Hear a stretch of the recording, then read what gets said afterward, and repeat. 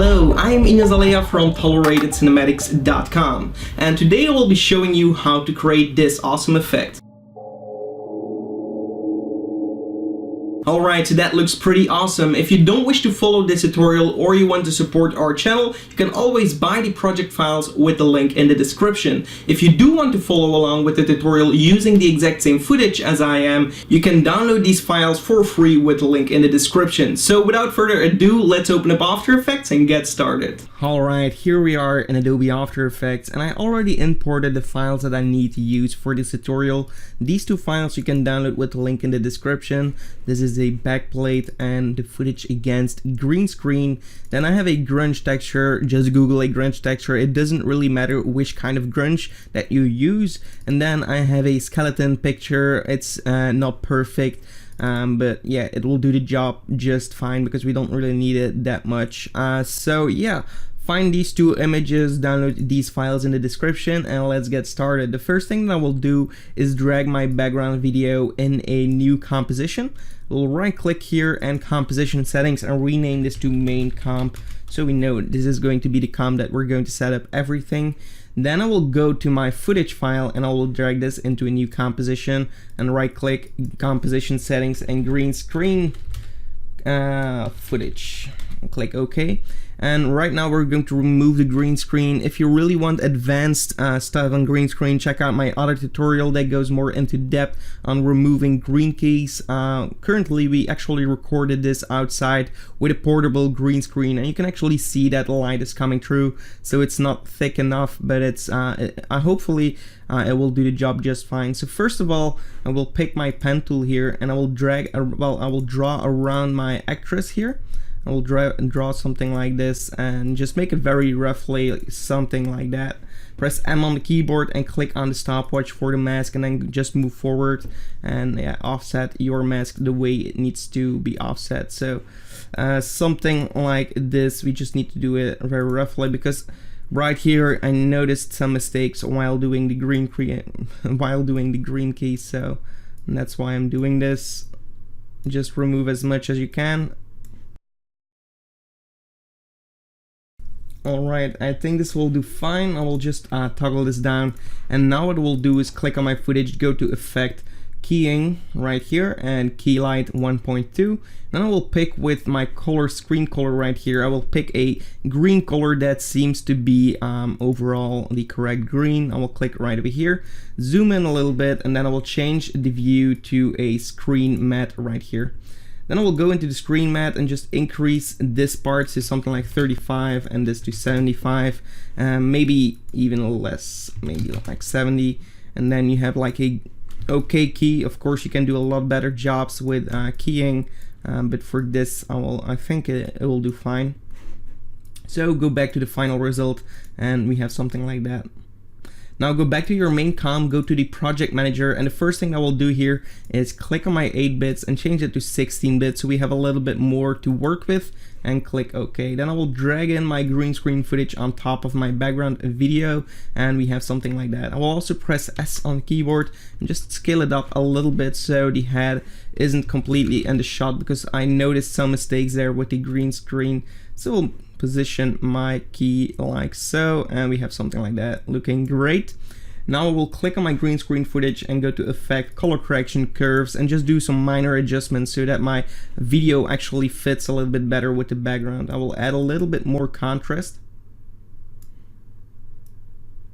and I will go into the red channel and take away a few of the reds, and also go into the blue channel, and maybe for the highlights we'll keep it very low, but maybe a little bit more in the shadows.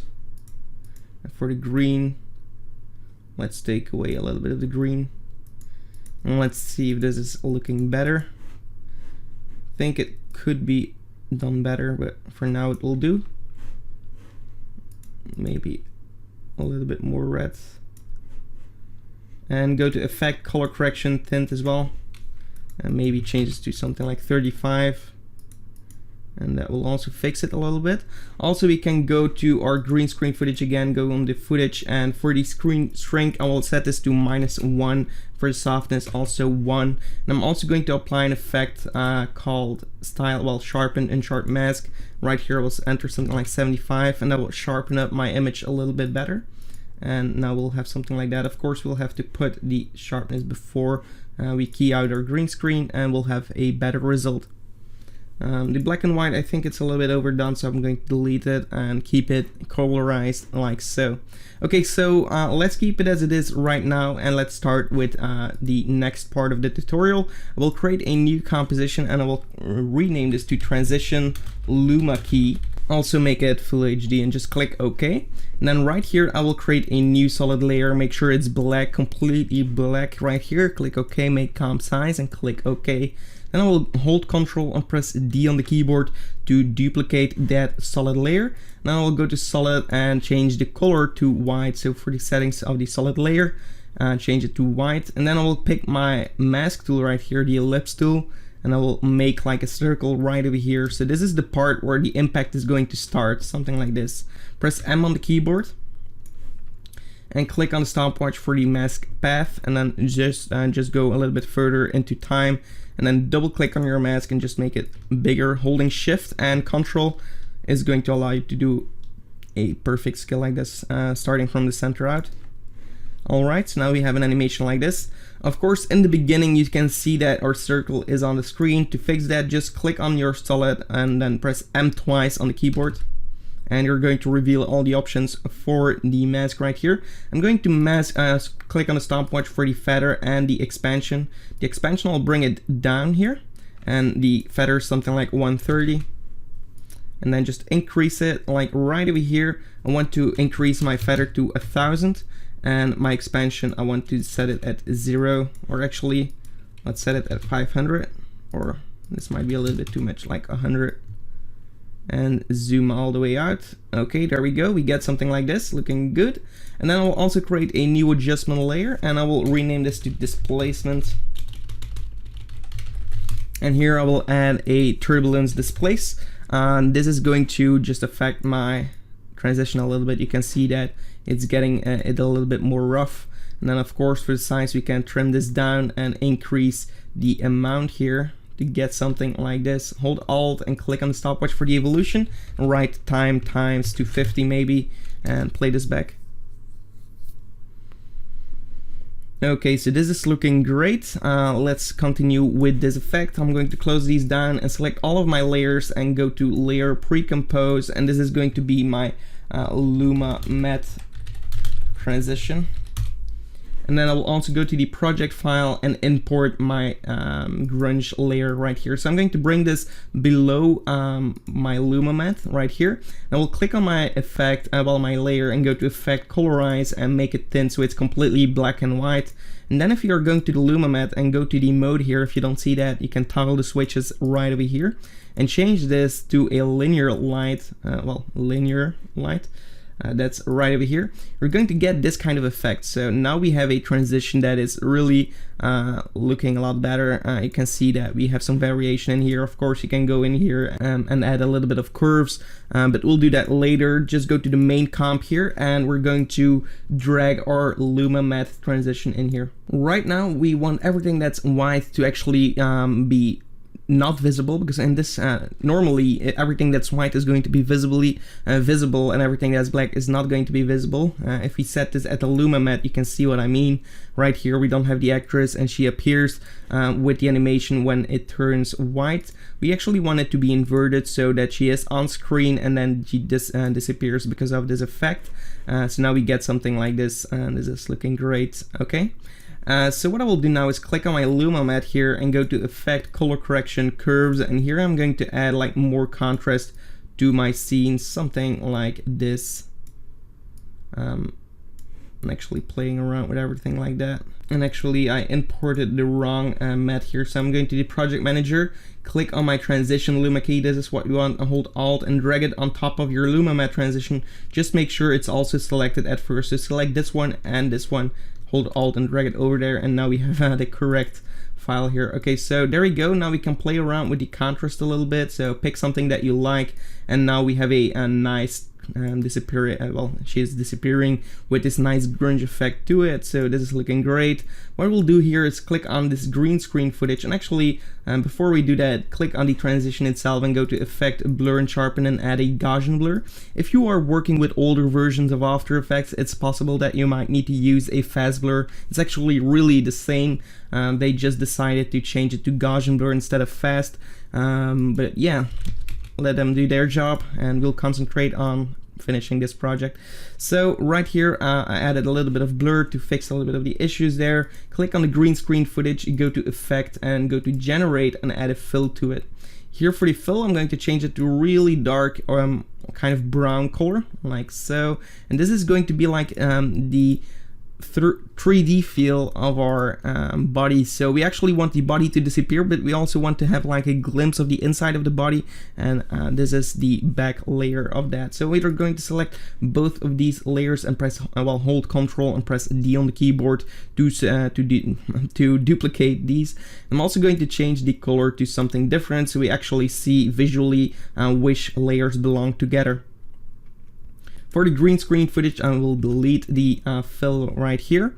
And right now you can actually offset this a little bit the way you want it. Actually, you want to offset the last one. So you actually get some delay in here, and you're going to see some kind of brown parts before she leaves. So right here we are getting a 3D feel. We can also go in this one and maybe add a lot more contrast. It's completely up to you. And then of course you don't need it to exaggerate that much. You can also add a little bit more here, and now you get something like this. Of course, in my original layer I added a denoiser. As you can see, the footage is going to be very noisy. You can fix that maybe in the green screen right here, so lowering this to 60 might help, not sure. But I actually added a denoiser, so you should do that as well if you have the chance, because I'm not sure if After Effects comes with one. It does have the denoiser, but I don't think it's that good. So I'm going to apply it. Go to Effect, Noise and Grain, and remove noise right here. Remove grain and do it to final output. Just put this below, above everything, and this should solve that problem. Okay, so it's a little bit better, but you have plugins that do this and they're doing a better job. Okay, so this isn't actually the part of the tutorial. I'm going to delete this because it's going to make my footage going slower. So I'm going to preview it like this, and you can see it disappearing right here. So now what we want to do is add the skeleton to it, so to be inside of the body. So what we'll do is go to the project file and go for the skeleton and add it to a new composition. And then right here what I will do is actually mask out this part here, the top part. And then I'm going to also click on my pen tool here and also draw out the arms right here, so we don't actually need these. And there we go, and then subtract this from the image. We get something like this. Click on the image and go to Layer Pre-Compose, and we're going to rename this, move all the attributes to skeleton, and click OK. And then I'm going to play around with this a little bit more. Click on the skeleton, go to Effect, and go for, well, actually I'm going to right click Composition Settings, Skeleton Comp. Okay, and then go to Effect Keying right here, and we're going to click on the Extract key. And now what we want to do is actually just click on the white part here and just drag this in until you see something like this. And actually I want to copy this effect, so I'm going to cut it. So hold Control, press X on the keyboard. I want to open up this composition. I want to paste it on here, so we don't need it in this composition.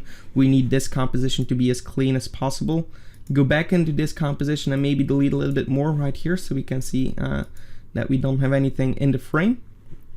Click on the skeleton, and now we're going to add a choker, matte choker, and apply this to the solid layer, well, to the composition right here, and we get something like this, looking great. Go back to the main comp, go to the project manager, and we're going to add the skeleton right here. Now what we want to do is actually, we're going to solo this part here, and I'm going to set the track matte at no track matte and go for the skeleton, also solo this. And we want the skeleton to actually resemble the motion of our actress right here. So I'm going to drag this around, make it bigger, and yeah, just position it like right over here. I think this will do fine. I'm not sure if the head will be bigger or not, but we'll see how this is going to work. And then I'm going to click here on the puppet tool right here. It's a puppet pin, and I will click on the pins right here. So I will create a few new pins. Let's see what we can do. So right here, I want everything to be moved, and that way you can actually make it fit the same motion. And automatically it's going to create keyframes, so you don't have to worry about that. Go a little bit back into time, maybe position it right over here. Actually, right here it's not that important. And then at the end we're going to move this all the way right over here. And of course this doesn't look too good right now.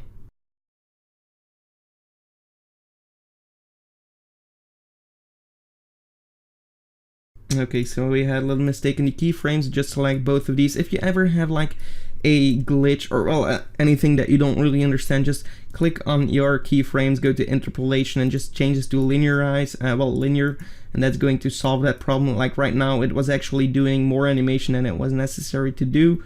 So right now we get something like this, and I think that we really have what we need for this effect. I will close this down and solo these two layers, and I'm going to set this back to Luma Inverted Math. And then for the skeleton, actually, I also want it to be right here because currently we have a gap here, so that's actually not what we need. I'm going to my keyframes, move them right here, click on my puppet tool, and drag it back here so it's actually fitting the view here. I'm also going to jump into my Luma Matte transition here, and I'm also going to offset my white solid here so we actually get the effect while she is falling down. Okay, there we go. This is what I was actually looking for.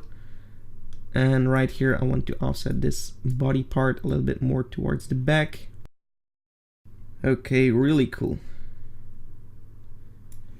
And I want it to be disappeared right here. So I will jump into my Luma Matte transition, press U on the keyboard, and actually I want to tuck this in here.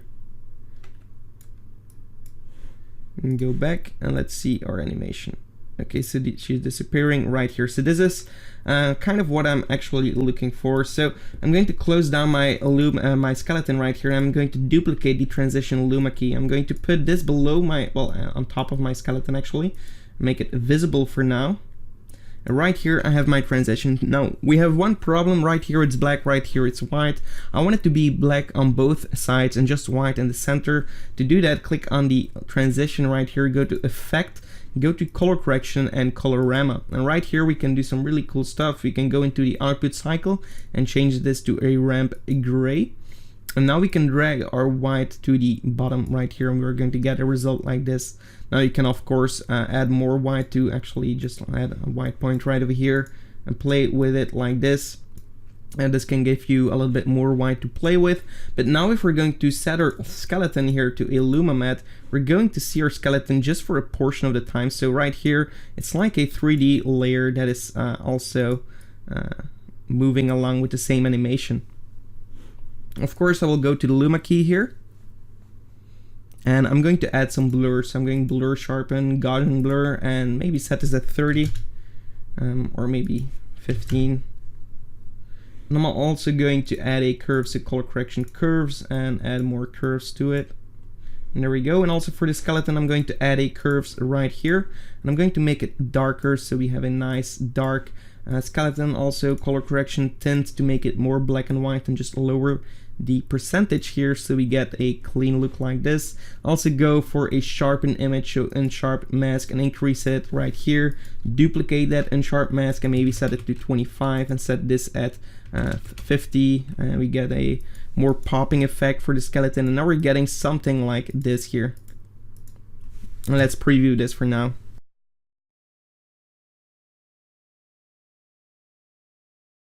Well, make this a pre-comp layer, pre-compose skeleton transition, and I'm going to add an effect called keying key extract again, and now we're going to extract some of the blacks, and now we're going to get more of a neutral transition.